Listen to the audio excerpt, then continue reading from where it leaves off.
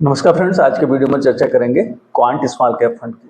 Quant small cap fund की performance में काफ़ी गिरावट आई है पिछले साल में, जब से कि सेबी ने इन पर फ्रंट रनिंग के आरोप लगाए और इनके ऑफिसर्स पर रेड पड़ी जून 24 में, जिसके चलते फंड की इन्वेस्टमेंट स्ट्रेटजी बैडली अफेक्ट हुई नेगेटिवली और फंड की परफॉर्मेंस में गिरावट आनी शुरू हुई, जो कि अभी तक फंड उससे निकल नहीं पाया है। यही कारण है कि पिछले एक वर्ष में जहां कैटेगरी ने रिटर्न्स दिए हैं, फ्लैट रिटर्न्स दिए हैं 0.68% के, वहीं फंड ने नेगेटिव रिटर्न दिए हैं 6% से भी ज़्यादा के। तो कुल मिला के अपनी कैटेगरी को अंडर परफॉर्म कर रहा है अराउंड 6% से इस समय 1 ईयर टाइम फ्रेम में। लेकिन वहीं यदि हम बात करें इस फंड के लॉन्ग टर्म परफॉर्मेंस की, तो यह फंड आउटस्टैंडिंग परफॉर्मेंस दिखाता रहा है।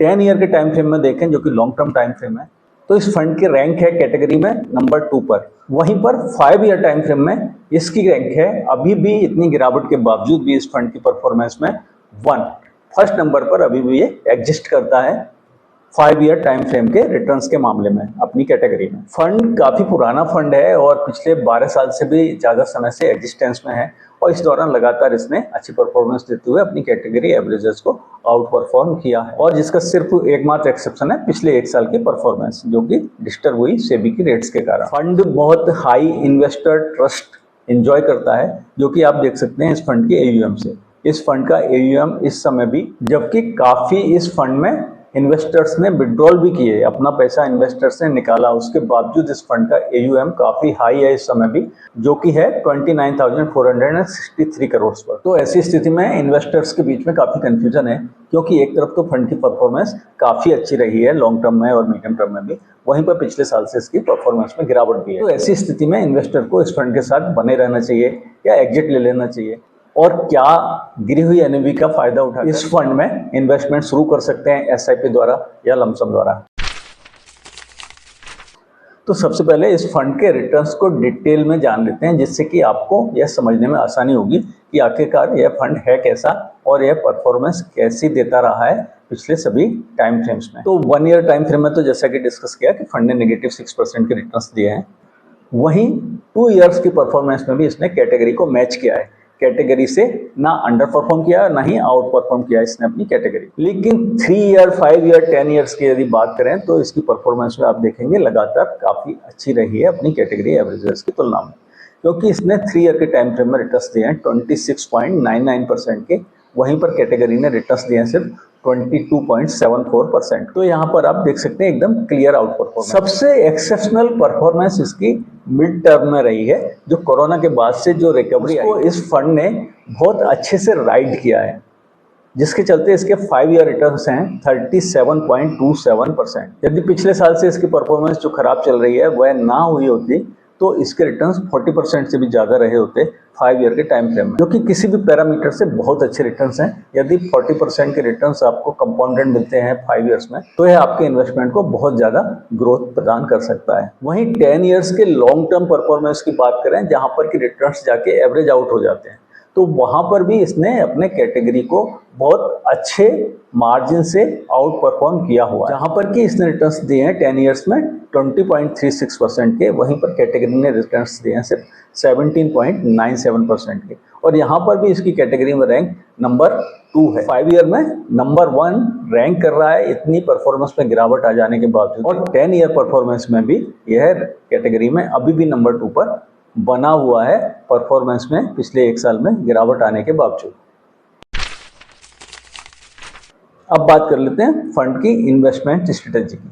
तो देखिए, इसकी इन्वेस्टमेंट स्ट्रेटजी में थोड़ा सा चेंज आया है, जहां एक तरफ पहले फंड काफ़ी एग्रेसिव इन्वेस्टमेंट स्ट्रेटजी फॉलो करता था और उसी के कारण इसको रिटर्न्स भी बहुत अच्छे मिलते थे। लेकिन जब से इसकी इन्वेस्टमेंट स्ट्रेटजी डिसरप्ट हुई सेबी की रेट्स के कारण, तब से यह फंड थोड़ा डिफेंसिव हो गया है, जिससे कि यदि इस पर रिडेम्पशन प्रेशर आता है तो उसको मीट आउट करने के लिए यह थोड़ा सा ओवरवेट हो गया है लार्ज कैप में। इसके साथ ही इसने बहुत हैवी वेट शेयर्स रखने शुरू कर दिए हैं, जैसे रिलायंस इंडस्ट्रीज में। तो रिलायंस इंडस्ट्रीज में इसका एक्सपोजर है 10%, और जैसा कि आप जानते हैं कि पिछले करीब 1-1.5 साल से रिलायंस इंडस्ट्रीज की परफॉर्मेंस भी काफ़ी ख़राब चल रही है, जिसके चलते भी इस फंड के जो रिटर्न्स हैं वो नेगेटिवली प्रभावित हो रहे हैं। तो इसकी परफॉर्मेंस में सुधार यदि इमीडिएट आना है तो इसके लिए दो ही स्थिति हो सकती है कि या तो यह रिलायंस इंडस्ट्रीज से अपना एक्सपोजर कम करे या खत्म करे, या फिर रिलायंस इंडस्ट्रीज अच्छा परफॉर्म करना शुरू करे। फंड ने अपनी इन्वेस्टमेंट स्ट्रेटजी को अब धीरे धीरे मार्केट के साथ अलाइन करना शुरू कर दिया है और अब ये धीरे धीरे वापस लौट रहा है अपनी पुरानी एग्रेसिव इन्वेस्टमेंट स्ट्रेटजी की तरफ, जिससे कि भविष्य में अच्छे रिटर्न्स जनरेट किए जा सकें। जो कि आप देख सकते हैं कि इस समय फंड फुल्ली इन्वेस्टेड है। इसने इन्वेस्टमेंट कर रखा है इस समय इक्विटी में 97.05%, जो कि यदि मार्केट में तेजी आती है तो इस फंड को पूरा एडवांटेज मिलेगा उस तेजी का, क्योंकि यह फंड फुल्ली इन्वेस्टेड है इक्विटीज में। फंड ने काफ़ी डाइवर्सिफिकेशन कर रखा है, एक्चुअली ओवर डाइवर्सिफिकेशन कर रखा है। कैटेगरी एवरेज से ज़्यादा डाइवर्सिफिकेशन है इस फंड में, क्योंकि जहाँ पर स्मॉल कैप कैटेगरी में होल्डिंग है फंड्स का कैटेगरी एवरेज 87, वहीं इस फंड ने इन्वेस्टमेंट कर 106 शेयर्स में। तो यहाँ पर कैटेगरी से ज़्यादा आपको डाइवर्सिफिकेशन देखने को मिल जाता है। इसका एडवांटेज ये है कि फंड की वोलेटिलिटी कम हो जाती है, रिस्क कम हो जाता है, लेकिन वहीं पर डिसएडवांटेज ये है कि रिटर्न्स भी आपके मॉडरेट हो जाते हैं। बहुत अच्छे रिटर्न्स पाने के लिए आपको एग्रेसिव इन्वेस्टमेंट स्ट्रेटेजी फॉलो करनी ही पड़ती है, जहाँ पर कि आपको कंसंट्रेटेड पोर्टफोलियो रखना पड़ता है। लेकिन इस फंड ने कंसंट्रेशन काफ़ी अपना कम कर दिया है और इसने 106 शेयर्स में इन्वेस्टमेंट करके रखा हुआ है। यद्यपि थोड़ा सा आप ऐसे भी सोच सकते हैं, क्योंकि फंड का AUM भी काफ़ी अधिक है और स्मॉल कैप कैटेगरी का फंड है, तो बहुत ज़्यादा कंसंट्रेटेड पोर्टफोलियो रखने की इसकी संभावनाएं भी कम होती जाती हैं जैसे जैसे फंड का AUM बढ़ता जाता है। कोई स्मॉल कैप फंड काफ़ी बड़ा AUM यदि रखता है तो फिर वह कंसंट्रेटेड पोर्टफोलियो नहीं रख पाता और उसको डाइवर्सिफिकेशन करना ही पड़ता है। हालांकि जो इसका बहुत सारे शेयर्स में इन्वेस्टमेंट करने के कारण ओवर डाइवर्सिफिकेशन हुआ है, कंसंट्रेशन इसका डाइल्यूट हुआ है, उसको कंपेंसेट करने के लिए इसने सेक्टोरल अलोकेशन इस तरह से किया हुआ है कि वहां पर इसको कंसंट्रेशन मिल जाए। यानी कि यदि एक पर्टिकुलर शेयर अच्छा परफॉर्म नहीं करता तो इस फंड पे नेगेटिव प्रभाव नहीं आएगा, लेकिन यदि एक पूरा सेक्टर अच्छा परफॉर्म करता है और उस सेक्टर में इसने काफ़ी शेयर्स ले रखे हैं तो इस फंड की परफॉर्मेंस सुधर जाएगी। क्योंकि देखिए इसने अपने जो टॉप 3 सेक्टर्स हैं उसमें जो इन्वेस्टमेंट का कंसंट्रेशन करके रखा है वह है 50.68%, जबकि कैटेगरी एवरेज है सिर्फ 19.98%। तो यहाँ पर आप देख सकते हैं कि 2.5 टाइम्स ज़्यादा कंसंट्रेशन है इस टॉप 3 सेक्टर्स में, जो अगेन यदि इन टॉप 3 सेक्टर्स में तेजी आती है, अच्छा परफॉर्मेंस आता है, तो फंड ओवर डाइवर्सिफिकेशन शेयर्स के मामले में होने के बावजूद भी अच्छा रिटर्न्स देने की क्षमता रखता है। जिन टॉप 3 सेक्टर्स में यह फंड ओवरवेट है वो हैं financial, health care and services. Fund की जैसे कि डिस्कस किया कि सेबी की रेड करने के बाद इस फंड ने काफ़ी डिफेंसिव इन्वेस्टमेंट स्ट्रेटेजी फॉलो करना शुरू कर दिया, तो वह इसके मार्केट कैप अलोकेशन में आप साफ साफ देख सकते हैं। क्योंकि जहां पर कैटेगरी एवरेज है लार्ज कैप में इन्वेस्टमेंट का स्मॉल कैप कैटेगरी में सिर्फ 5.31%, वहीं इस फंड ने इन्वेस्टमेंट कर रखा है लार्ज कैप शेयर्स में 23.80%। तो कैटेगरी एवरेज से 15% ज़्यादा इसने लार्ज कैप शेयर्स में इन्वेस्ट करके रखा हुआ है। और जैसा कि आप जानते हैं कि लार्ज कैप शेयर्स में स्टेबिलिटी तो मिलती है लेकिन रिटर्न्स उतने ज़्यादा अच्छे नहीं मिलते हैं, तो यह भी एक कारण है कि इसके रिटर्न्स अच्छे नहीं आ रहे हैं पिछले 1 साल। वहीं है स्मॉल कैप फंड, लेकिन इसने इन्वेस्टमेंट कर रखा है स्मॉल कैप शेयर्स में सिर्फ 71.79% ऑफ इट्स कॉर्पस। वहीं पर कैटेगरी एवरेज है 78.98% का, मीन्स रफली 79% का। तो 79% के अगेंस्ट इसने रफली इन्वेस्ट करके रखा है स्मॉल कैप कैटेगरी में 72%। तो यहाँ पर ये 7% कम स्मॉल कैप में इन्वेस्ट कर रहा है और 15% ज़्यादा इन्वेस्ट कर रहा है लार्ज कैप शेयर्स में। तो आप समझ सकते हैं कि इससे इसकी परफॉर्मेंस थोड़ी सी डाइल्यूट होनी ही है। रिस्क रेशियोज की बात करें तो उन पर भी नेगेटिव प्रभाव पड़ा है इसकी परफॉर्मेंस में गिरावट आने के कारण। तो यहाँ पर इसका बीटा अब कैटेगरी एवरेज से ऊपर चल रहा है, जो कि है 0.92, जबकि कैटेगरी एवरेज है 0.83, जो कि यह बताता है कि इस फंड के NAV में आपको ज़्यादा वोलेटिलिटी देखने को मिलेगी, जो कि आप एक्सपीरियंस कर भी रहे हैं। वहीं शार्प रेशियो जो यह बताता है कि यह फंड कितना ज़्यादा रिस्क लेके आपके लिए एडिशनल रिटर्न्स जनरेट करता है।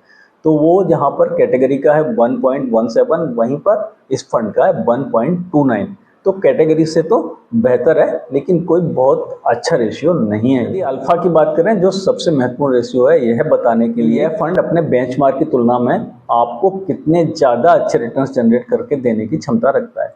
तो इस फंड का अल्फा है 2.71। यदि स्मॉल कैप फंड कैटेगरी का बेंचमार्क जो कि है निफ्टी स्मॉल कैप 250 TRI, वो यदि रिटर्न्स जनरेट करता है 10% के, तो यह फंड रिटर्न्स आपको देगा 12.71% के, मीन्स 2.71% एक्स्ट्रा रिटर्न जनरेट करके देगा ये आपको इन कंपेरिजन टू बेंचमार्क। जबकि कैटेगरी सिर्फ बेंचमार्क के ऊपर आपको रिटर्न्स जनरेट करके दे रही है 1.75% के, क्योंकि कैटेगरी का अल्फा है 1.75, जबकि इस फंड का अल्फा है 2.71। तो यहाँ पर यह कैटेगरी एवरेज से करीब 1% ज़्यादा आपको रिटर्न्स जनरेट करके दे रहा है। वहीं पर बेंचमार्क की तुलना में यदि देखें तो ये आपको बेंचमार्क से 2.71% ज़्यादा रिटर्न्स जनरेट करके दे रहा है। फंड का एक्सपेंस रेशियो भी एडवर्स है। कैटेगरी एवरेज है जहाँ पर 0.64, वहीं पर फंड का है 0.71। तो यह बात भी फंड की फेवर में नहीं जाती। तो अब निष्कर्ष के रूप में बात कर लेते हैं कि क्या इस फंड में बना रहना चाहिए और क्या इस फंड में नया इन्वेस्टमेंट भी कर सकते हैं या नहीं, क्योंकि काफ़ी अच्छा फंड रहा है। तो बहुत से इन्वेस्टर्स इस बात का वेट कर रहे थे कि यदि फंड की एनएवी में गिरावट आती है तो उनको एक एंट्री का मौका मिल सकता है इस फंड में गिरी हुई एनएवी पे। तो यदि आप इस फंड में इन्वेस्टमेंट करते हैं इस समय, तो वह कुल मिला के एक कॉन्ट्रेरियन कॉल ही होगी, क्योंकि फंड की अभी पिछले 1 साल की परफॉर्मेंस ज़्यादा अच्छी नहीं है और बहुत ज़्यादा इसमें सुधार भी 3 मंथ या 6 मंथ या 1 मंथ की परफॉर्मेंस में देखने को नहीं मिल रहा है। क्योंकि अभी भी यह कैटेगरी एवरेज को इवन शॉर्टर टर्म में भी देखें तो बहुत ज़्यादा आउट परफॉर्म नहीं कर रहा है, ज़्यादा से ज़्यादा मैच कर रहा है या थोड़ा बहुत अंडर परफॉर्म कर रहा है। तो या तो आप थोड़ा और वेट कर लीजिए, इसकी परफॉर्मेंस में जब सुधार आना शुरू हो जाए तब आप इन्वेस्टमेंट शुरू कर सकते हैं। लेकिन यदि आप कॉन्ट्रेरियन कॉल लेना चाहें कि जब फंड गिरा हुआ है, एनएवी काफ़ी डाउन है, तो आपको काफ़ी नीचे से इन्वेस्टमेंट करने का अवसर मिल रहा है, तो इस समय यदि आप इन्वेस्टमेंट करना चाहें तो वह भी एक तरीका है इन्वेस्टमेंट का। लेकिन यदि आप तुरंत इन्वेस्टमेंट शुरू करना चाहते हैं तो आपको करना यह चाहिए कि या तो एसआईपी के थ्रू जाएं, और यदि लमसम जा रहे हैं तो अपने फंड को स्टैगर्ड करके इसमें इन्वेस्टमेंट करें, एक साथ ना करें।